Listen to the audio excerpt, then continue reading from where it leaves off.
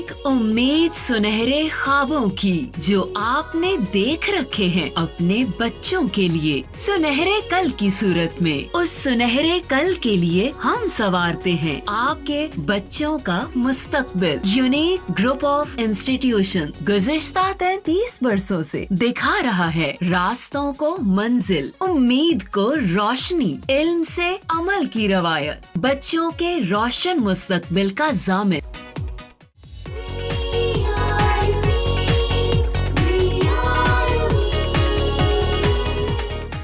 बिस्मिल्लाहिर्रहमानिर्रहीम। अस्सलाम वालेकुम प्यारे बच्चों, कैसे हैं आप लोग।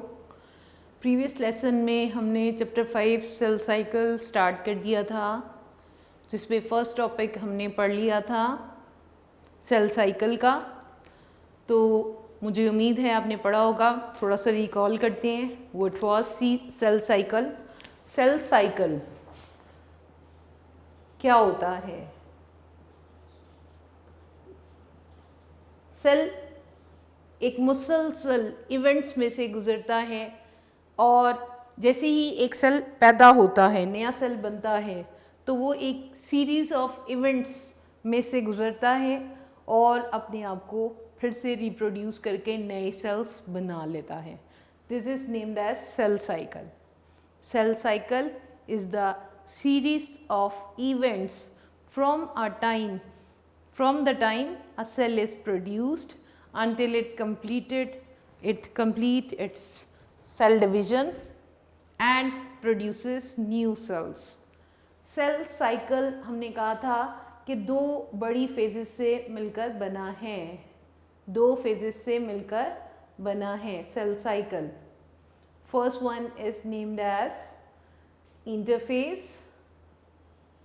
इंटरफेस ख़त्म होती है सेल की लाइफ में से तो माइटोटिक फेज आ जाती है, एम फेज आ जाती है, और एम फेज के बाद यानी डिवीजन फेज के बाद सेल फिर से इंटरफेज में चले जाते हैं। सेल अपनी लाइफ को या तो इंटरफेज में गुजारते हैं या एम फेज में। इंटरफेज को हम कह सकते हैं नॉन डिवाइडिंग फेज। ये वो टाइम पीरियड है जिसमें सेल डिवाइड नहीं हो रहा होता, नॉन डिवाइडिंग फेज। जबकि एम फेज जो है, this is the division phase, dividing phase. ये वो टाइम पीरियड है जिसमें सेल ने डिवाइड होना है। ठीक है, तो सेल जो है या तो इंटरफेज में लाइफ गुजारता है या एम फेज में, और इन दोनों फेजेस को ओवरऑल सेल साइकिल कहते हैं। अब जब इंटरफेज में 90% टाइम गुजारता है, सबसे ज़्यादा टाइम इंटरफेज में गुजार रहा है सेल, ठीक है, और 90% of total time of cell cycle spend in the interphase, जबकि एम फेज में रिमेनिंग सिर्फ 10% टाइम रह जाता है, जिसमें ये एम फेज पूरा कर लेता है। बच्चों, इंटरफेज के फर्दर हमने क्योंकि कहा है कि इंटरफेज के अंदर डिवीज़न तो होनी नहीं है, डिवीज़न नहीं होनी है तो क्या होना है, सेल अपने अंदर मैक्सिमम मेटाबॉलिक रिएक्शंस करेगा, अपने आप को तैयार करेगा, वो इस काबिल हो जाए कि वो डिवीजन फेज में जा सके। ठीक है, तो इंटरफेज में हम इस इंटरफेज को भी फर्दर 3 बड़ी फेजेस में रखते हैं। First one is G1 phase. ठीक है, रिकॉल कर रहे हैं हम लोग। S phase, synthesis phase, and third one is G2 phase। अब रिकॉल कर लें कि इन तीनों फेजेस में क्या क्या काम हुए थे। G1 फेज में 4 काम होते हैं, उनकी लिस्ट बना लेते हैं हम। Cell supply of protein increase हो जाती है, increases the supply of protein. Protein क्यों ज़रूरी है सेल के लिए? बहुत ज़्यादा, क्योंकि सेल के अंदर बहुत सारी स्ट्रक्चर्स ही प्रोटीन से मिलकर बनी हैं, और इसके साथ ही साथ में सेल के बहुत सारे मेटाबॉलिक रिएक्शंस में प्रोटीन इन्वॉल्व होनी है। इसलिए सप्लाई ऑफ प्रोटीन इंक्रीज होगी, नंबर ऑफ ऑर्गेनेल्स इंक्रीज हो जाएगा। नंबर ऑफ ऑर्गेनेल्स लाइक कौन कौन सी ऑर्गेनेल्स इंक्रीज हो रही थी? Mitochondria, ribosomes, Golgi bodies. इसके बाद जब ऑर्गेनेल्स इंक्रीज होंगी तो सेल का साइज भी इंक्रीज हो जाएगा, ये सब चीज़ें इंक्रीज होंगी। Increase the supply of proteins, increase number of organelles, increase cell size, produce enzymes, enzymes produce होंगे। मैंने आपको बताया प्रीवियस लेसन में, एंजाइम्स जो मेटाबॉलिक रिएक्शंस को बहुत तेज़ कर देती हैं। ये 4 काम हमने G1 फेज में कैटेगराइज कर लिए, ठीक है। और S फेज में क्रोमोसोम्स डुप्लीकेट होंगे, क्रोमोसोम्स डुप्लीकेट, ठीक है। और क्रोमोसोम की डुप्लीकेशन को यहाँ पर मैं फिर से एक बार फिर एलेबोरेट करूँगी कि नॉन डिवाइडिंग फेज में या इंटरफेज में जो सेल के अंदर मटेरियल पाया जाता है that is the loose thread like form in this way, जो कि बहुत ही बिखरी हुई हालत में और कोई शेप में नहीं होते, लूज थ्रेड लाइक फॉर्म है, loose thread like. This one is named as chromatin, chromatin. और जब ये क्रोमेटिन कब होगी? इंटरफेस के दौरान में, इंटरफेस के दौरान में। बच्चों ये कॉन्सेप्ट्स प्लीज़ अच्छे वाले क्लियर कर लेंगे तो आगे सेल डिवीजन बड़ी आसान हो जाएगी आपके लिए। इंटरफेस के दौरान में क्रोमेटिन है और जैसे ही एम फेज स्टार्ट होती है, और याद रखिएगा कि ये क्रोमेटिन जब कंडेंस होता है तो इस फॉर्म में आ जाता है, जब डिवीजन फेज में जाता है तो ये है क्रोमोसोम, ठीक है। This one is chromosome. और एक क्रोमोसोम जब एस फेज में जाता है तो ये अपने क्रोमेटिड्स डेवलप कर लेता है, डुप्लीकेट हो जाते हैं ये क्रोमेटिड्स। बच्चों this one is the chromatid and this is the centromere. Center of chromosome is named as centromere, right? And the stand of chromatid is named as stand of chromosome is named as chromatid. और S phase में ये chromosome duplicate कैसे होंगे? ये देखें, दो chromatids develop हो जाएंगे और इन 2 क्रोमेटिड्स को नाम क्या देते हैं? इसको और इसको नाम देते हैं सिस्टर क्रोमेटिड्स का, सिस्टर क्रोमेटिड्स। ये 3 टर्म्स आपने बेसिकली समझनी है। क्रोमेटिन इंटरफेस में लूज थ्रेड लाइक फॉर्म में है और जब कंडेंस्ड हो जाएंगे ड्यूरिंग सेल डिवीजन तो ये क्रोमोसोम है, ठीक है। और एस फेज में ये क्रोमोसोम डुप्लीकेट होते हैं, इंटरफेस की एस फेज में। एक क्रोमोसोम सेंटर में सेंट्रोमेयर रखता है और साइड पे जो स्ट्रैंड्स हैं डीएनए जिसके अंदर पाया जाता है दैट इज क्रोमेटिड्स। और जब ये एस फेज में ये क्रोमेटिड्स डुप्लीकेट होते हैं, 2 क्रोमेटिड्स बनते हैं, they are named as sister chromatids. और एस फेज में क्रोमोसोम डुप्लीकेट होते हैं यानी 2 सिस्टर क्रोमेटिड्स बन जाते हैं। और G2 फेज में भी प्रोटीन्स का काम होता है, प्रोटीन्स सिंथेसिस होती हैं कुछ खास किस्म की।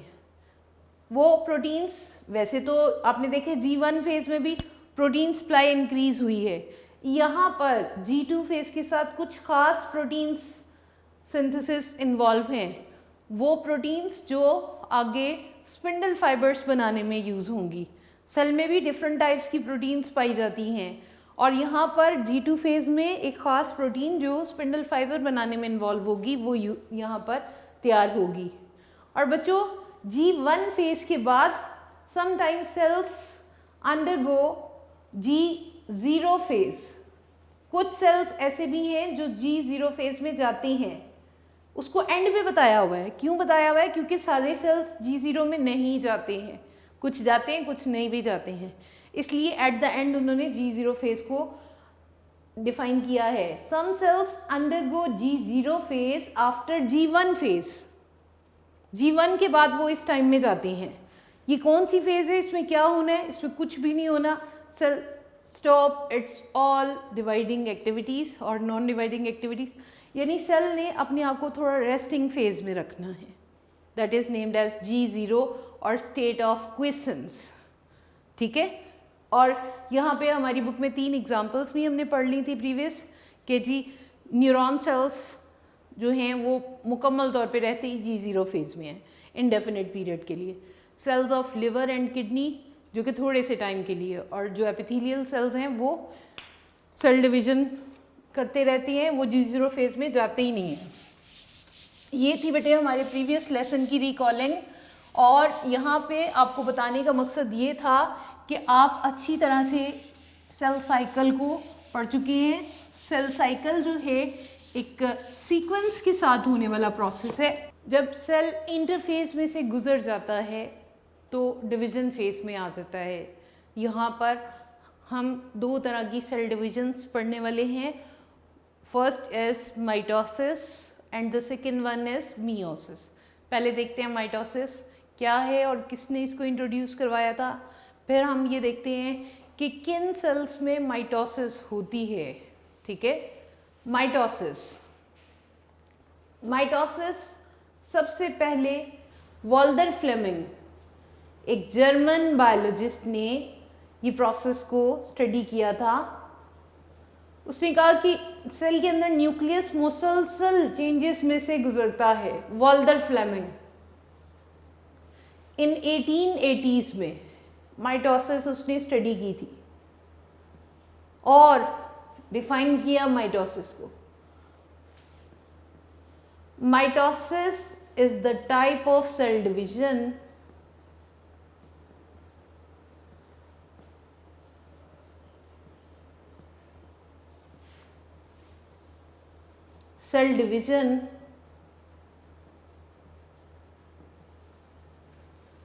in which a parent cell is divided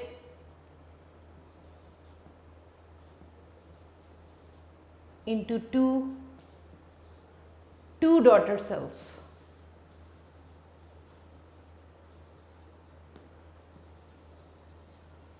With the same number of chromosomes, each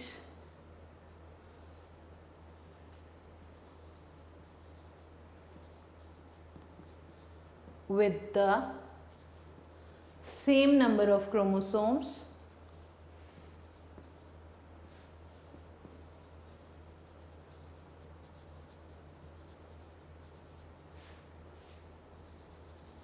as in parent cells. इस डेफिनेशन के या माइटोसिस को जो डिफाइन किया जा रहा है 2 हिस्से हैं। This is the parent cell having nucleus and other organelles. बच्चों यहाँ पे हम सेल डिवीजन में ज़्यादा सेल को और न्यूक्लियस को और चंद एक स्ट्रक्चर्स को ही हाईलाइट करेंगे। ठीक है, पूरे का पूरा सेल नहीं करेंगे। If this is the parent cell having this set of chromosome, ठीक है, इस तरह से क्रोमोसोम्स पाए जा रहे हैं, तो जब ये इसको हम कहेंगे पेरेंट सेल। हर वो सेल जो डिवाइड हो रहा होगा that will be named as parent cell.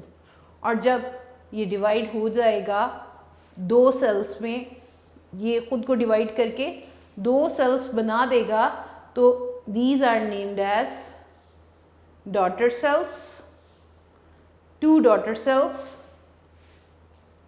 daughter cells के अंदर इसका एक और कैरेक्टर है कि इन 2 सेल्स के नंबर ऑफ क्रोमोसोम्स उतने ही होंगे जितने के पेरेंट सेल में हैं। बच्चों एक बात याद रखिएगा, हर ऑर्गेनिजम्स के सेल्स के अंदर नेचर ने नंबर ऑफ क्रोमोसोम्स एक ख़ास तादाद में रखे हैं। आपको पता है इंसान के ह्यूमन सेल्स के अंदर एक सेल में कितने क्रोमोसोम पाए जाते हैं? 46 क्रोमोसोम्स आर देयर।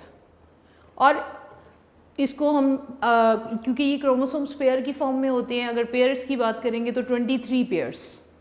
और हर ऑर्गेनिज्म का ये सेल के अंदर क्रोमोसोम्स की तादाद दूसरे से डिफरेंट होती है। अब एक बात याद रखिएगा कि एक पेरेंट सेल डिवाइड होकर 2 डॉटर सेल्स बना रहा है। ये डेफिनेशन का पहला स्टेप है। एक parent cell, 1 parent cell divides to give rise 2 daughter cells. और दूसरी बात ये, इसी डेफिनेशन का दूसरा हिस्सा है, each with the same number of chromosomes as in parent cells। Parent cells में जितनी तादाद है उतनी ही क्रोमोसोम्स की तादाद डॉटर सेल्स में भी होनी चाहिए, होगी, होती है, ठीक है। और ये डेफिनेशन के 2 हिस्से हैं। किसने इंट्रोड्यूस करवाया है? जर्मन बायोलॉजिस्ट वॉल्टर फ्लेमिंग ने इन 1880s में इसको इंट्रोड्यूस करवाया था। उसने कहा था ये बज़ाहिर तो एक सेल डिवाइड होकर 2 सेल बना रहा है और उसमें क्रोमोसोम्स की तादाद एक जैसी है। ये एक बहुत ही कॉम्प्लेक्स प्रोसेस है, ठीक है, बहुत एक स्टेप बाय स्टेप होने वाला प्रोसेस है। पहले तो सेल इंटरफेज में लाइफ गुजारता है, सेल अपने आप को तैयार करता है, G1 फेज़ में, S फेज़ में, G2 फेज़ में अपने अंदर सारी चेंजेस ले आया। अब वो देखते हैं कि माइटोसिस में सेल डिवीजन में कैसे डिवाइड होता है, ठीक है। एम फेज़ या माइटोसिस में सेल डिवाइड होकर 2 हमेशा सेल्स बनाता है, ठीक है, और ये 2 सेल्स में नंबर ऑफ क्रोमोसोम्स सेम होते हैं। बच्चों, mitosis occur in eukaryotic sales, not in the prokaryotic cells. Mitosis occurs in eukaryotic cells. Eukaryotic cells पता है ना हमें, यूकैरियोटिक सेल्स में होती है। Does not occur while does not occur in prokaryotic cells। Prokaryotic cells में नहीं होती है। उसकी क्या वजह है, क्यों नहीं होती है?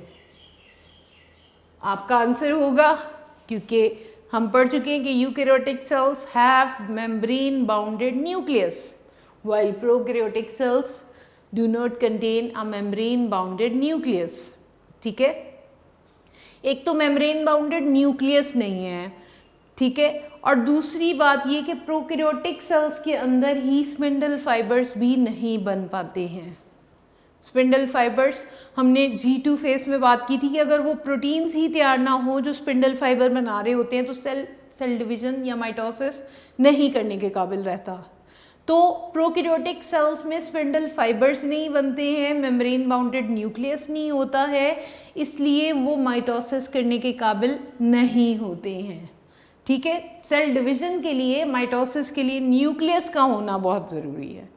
ठीक है, और दूसरी बात ये कि अगर ये prokaryotes does not have mitosis in their cells तो वो क्या करते हैं, वो एक सिंपल डिवीजन के ज़रिए से, एक ऐसी डिवीजन जिसके अंदर न्यूक्लियस ही इन्वॉल्व ना हो सके बल्कि रिमेनिंग सेल ही उसको डिवाइड कर दे, तो उस सेल डिवीजन को नाम दिया है बाइनरी फिशन का, बाइनरी फिशन का।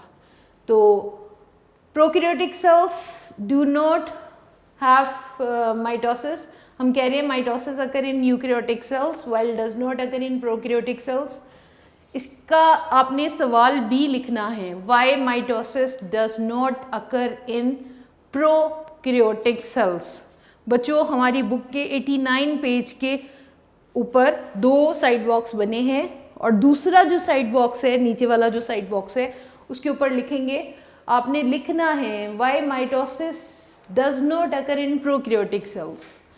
Mitosis does not occur in prokaryotic cells because these cells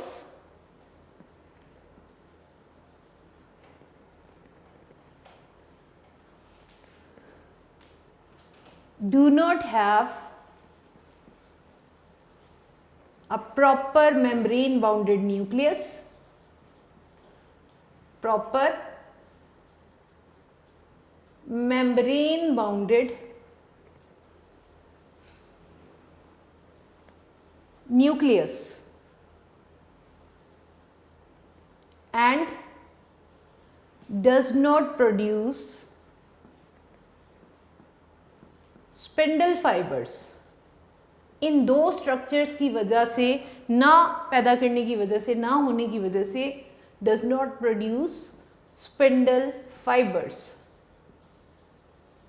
एक तो प्रॉपर मेम्ब्रेन बाउंडेड न्यूक्लियस नहीं है और दूसरा स्पिंडल फाइबर्स प्रोड्यूस नहीं करती हैं ये, जिसकी वजह से प्रोकैरियोटिक सेल की डिवीजन को हम माइटोसिस का नाम नहीं देते हैं, but it is known as binary fission. Binary fission, binary two fission division को कहते हैं. बाइनरी फिशन मीन्स कि जितना भी सेल कंटेंट्स है वो डीएनए की हेल्प से ही डिवाइड हो जाते हैं, because these prokaryotic cells contain DNA और डीएनए ही उनकी डिवीजन को कंट्रोल कर लेता है और सिंपली डिवाइड कर देता है दो में. ठीक है, that is named as binary fission. अब हमने ये बात कह दी है कि यूकैरियोटिक सेल्स में होती है, प्रोकैरियोटिक सेल्स में नहीं होती है.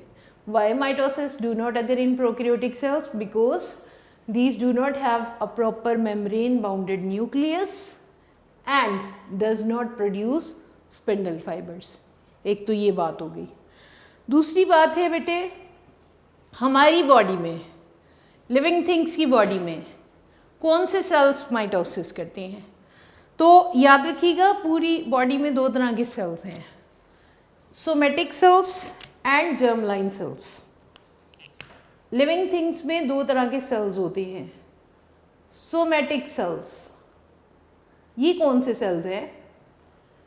And germline cells. Germline cells, बच्चों आपने देखा है कि सेल डिवीजन दो तरह के प्रोसेस के लिए रिक्वायर्ड है.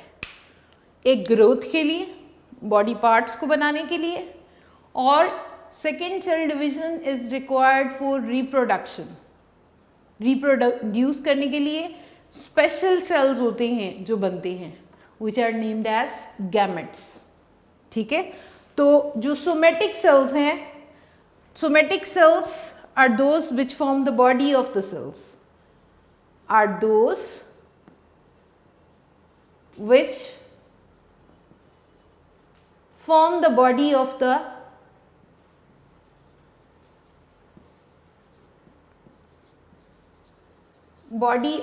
organisms.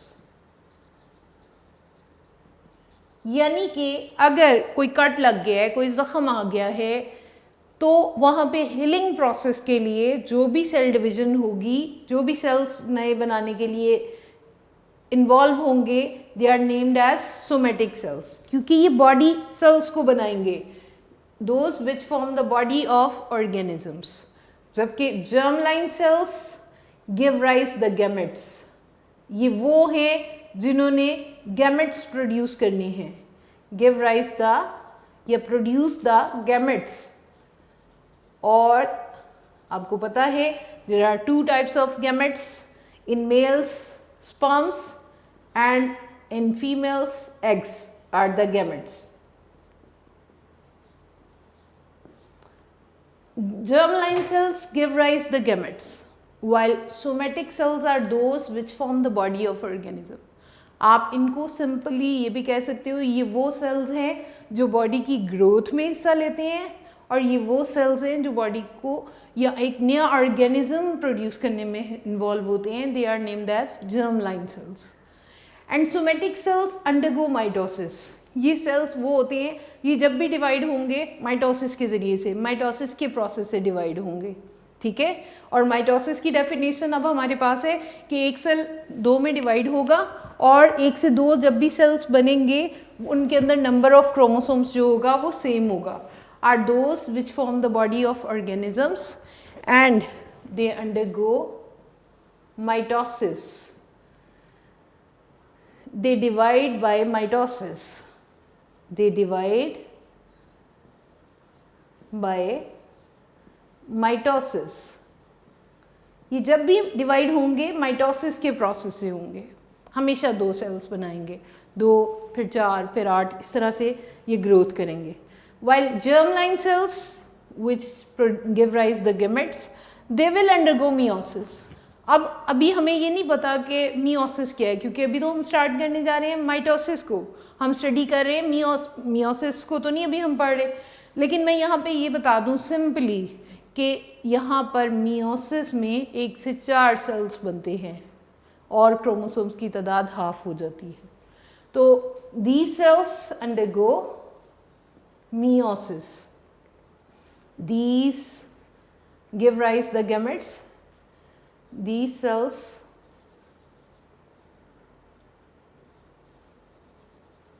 undergo meiosis. ये meiosis के ज़रिए से पैदा होते हैं, जहाँ पे सोमेटिक सेल्स डिवाइड होते हैं, प्रोड्यूस होते हैं by the process of mitosis.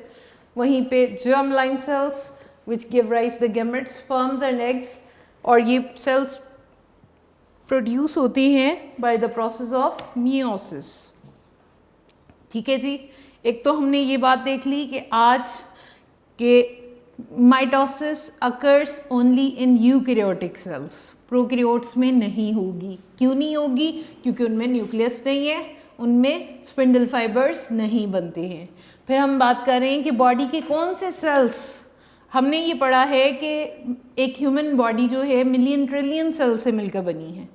तो उन मिलियन ट्रिलियन सेल्स को हम 2 बड़ी कैटेगरीज में रख सकते हैं। First one somatic cells and second one germ line sales.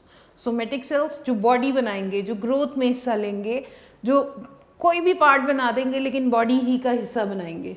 और जर्म लाइन सेल्स जो गैमेट्स प्रोड्यूस करेंगे, जो रिप्रोडक्शन में हिस्सा लेंगे और जो नया इंडिविजुअल प्रोड्यूस करने में हेल्प करेंगे। ठीक है, these are named as germ line cells. तो somatic cells which form the body of organisms they divide by mitosis. और सोमेटिक सेल्स जब भी प्रोड्यूस होंगे, जहाँ पे भी प्रोड्यूस होंगे, वो हमेशा माइटोसिस के ज़रिए से डिवाइड होंगे। माइटोसिस का प्रोसेस होता है। जबकि जर्म लाइन सेल्स जिन्होंने गैमेट्स प्रोड्यूस करने हैं, ये जब भी गैमेट्स प्रोड्यूस करेंगे दे विल अंडरगो मियोसिस। ठीक है, ये डिफरेंस आया करता है। यहाँ पर फर्स्ट साइड बॉक्स के ऊपर आप डेफिनेशन लिखेंगे। बच्चों, एक डेफिनेशन आपने आज पढ़ी है माइटोसिस की, हमारी बुक में फर्स्ट पैराग्राफ में गिवन है। किसने इंट्रोड्यूस करवाया है? German biologist Walther Flemming in 1880s। ठीक है, और mitosis is the type of cell division in which a parent cell is divided into 2 daughter cells each with the same number of chromosomes as in parent cell. फिर उसके बाद why mitosis do not occur in prokaryotic cells. Prokaryotic cells में नहीं हो रही है, उसकी वजह हमने देख ली। और उसके बाद इसके लिए शॉर्ट मार्क किया। थर्ड वन शॉर्ट हमने पढ़ा है difference between somatic cells and germ line cells. तो somatic cells are those which form the body of organisms while germline cells are those which give rise gametes. आप इनको इकट्ठा भी लिख सकते हैं, are those which form the body of organisms. Somatic cells undergo mitosis. ठीक है, germline cells give rise the gametes, और those cells which give rise gametes and these undergo meiosis. ये इनका डिफरेंस दोनों का शॉर्ट में पूछा जा सकता है। अब ये देखते हैं, 3 शॉर्ट अभी हमने पढ़े हैं डेफिनेशन, और दूसरा हमने इसकी अकरेंस पढ़ी है, प्रोकैरियोट्स में नहीं हो रही है उसकी वजह पढ़ी है, और difference between somatic cells and germ line cells पढ़ ली। बच्चों, ये जो माइटोसिस है ये भी बड़ा ही एक कॉम्प्लेक्स और मुसलसल होने वाला प्रोसेस है, और इसके अंदर हम माइटोसिस की डिफरेंट फेजेस को पढ़ेंगे। याद रखिएगा, सबसे पहले सेल का न्यूक्लियस माइटोसिस में डिवाइड होता है। न्यूक्लियस डिवाइड होता है और 2 न्यूक्लियाई बनाता है। इसके बाद जो रिमेनिंग कंटेंट्स हैं, इट मींस जो न्यूक्लियस के बाहर साइटोप्लाज्म है, साइटोप्लाज्म में जितनी भी ऑर्गेनेल्स हैं, जब साइटोप्लाज्म डिवाइड होता है तो वो सारी ऑर्गेनेल्स भी डिवाइड हो जाती हैं। हम माइटोसिस को 2 बड़ी फेजेस में स्टडी करेंगे। 2 phases are there. 2 phases are there of mitosis. First one is named as karyokinesis. Kinesis. अब कैरियोकाइनेसिस का मतलब क्या है? कैरियो वर्ड यूज़ होता है न्यूक्लियस के लिए और काइनेसिस वर्ड यूज़ होता है डिवीजन के लिए। यानी कि इस फेज में न्यूक्लियस डिवाइड होता है दो में और दूसरी फेज है साइटोकाइनेसिस। साइटोकाइनेसिस क्या है? इसमें साइटोप्लाज्म डिवाइड होगा, सेल का जितना भी साइटोप्लाज्म है वो डिवाइड हो जाएगा और सेल डिवाइड हो जाएगा कंप्लीटली इनटू टू। जब भी सेल डिवाइड होता है तो सबसे पहले उसके न्यूक्लियस डिवाइड होके दो बन जाएंगे, न्यूक्लियाई दो बन जाएंगे और उसके बाद रिमेनिंग साइटोप्लाज्म डिवाइड हो जाएगा। सिंपली माइटोसिस के प्रोसेस को हम दो बड़ी फेजेस में रख रहे हैं। कैरियोकाइनेसिस क्या है? Nucleus division. Nucleus divides into two nuclei. ठीक है जी, ये हो गई डेफिनेशन कैरियोकाइनेसिस की। Cytokinesis is the division of cytoplasm, is the division of cytoplasm. बहुत अच्छी तरह से बच्चों आज ये टर्म्स याद करनी है। हमने माइटोसिस पढ़ा है, हमने प्रोकैरियोट्स में माइटोसिस ना होने की वजह पढ़ी है, हमने ये पढ़ा है कि जर्म लाइन सेल्स में माइटोसिस होती है जबकि सोमैटिक सेल्स में माइटोसिस होती है, जबकि जर्म लाइन सेल्स में मियोसिस होती है। अब कैरियोकाइनेसिस की फर्दर 4 फेजेस हैं जिसमें न्यूक्लियस डिवाइड होता है। बच्चों इसकी 4 फेजेस हैं कैरियो की। न्यूक्लियस 4 मरहलों में डिवाइड होगा। First one is named as prophase. Prophase nucleus की फर्दर 4 फेजेस होती हैं। माइटोसिस की कितनी फेजेस थी? 2 थी। माइटोसिस की अपनी 2 फेजेस हैं, यानी न्यूक्लियस की डिवीजन कैरियोकाइनेसिस एंड साइटोप्लाज्म की डिवीजन साइटोकाइनेसिस। अब कैरियोकाइनेसिस जो है ये फर्दर 4 फेजेस रखता है, फर्दर 4 फेजेस रखता है। That means prophase, metaphase. ये भी तरतीब से ही होने वाला प्रोसेस है, highly sequential process. Sequential process mean occur in the sequence, in an order. Metaphase के बाद anaphase and telophase. Prophase, metaphase, anaphase and telophase, ये दोनों बातें एमसीक्यूज में पूछी गई हैं। Mitosis consist of how many phases? बच्चे क्योंकि इसको ज़्यादा पढ़ रहे होते हैं, समटाइम उनके माइंड में यही आ जाता है जी mitosis consist of 4 phases. No, mitosis consist of 2 phases, karyokinesis and cytokinesis.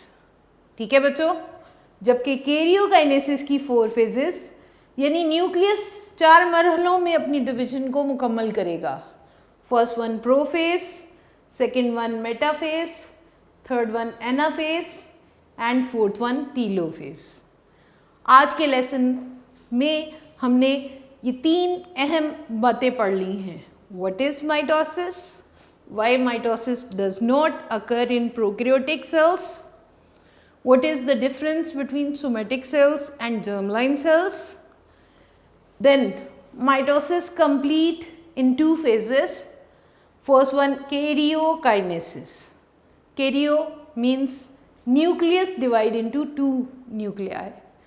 While cytoplasm क्या हो, cytokinesis क्या होता है?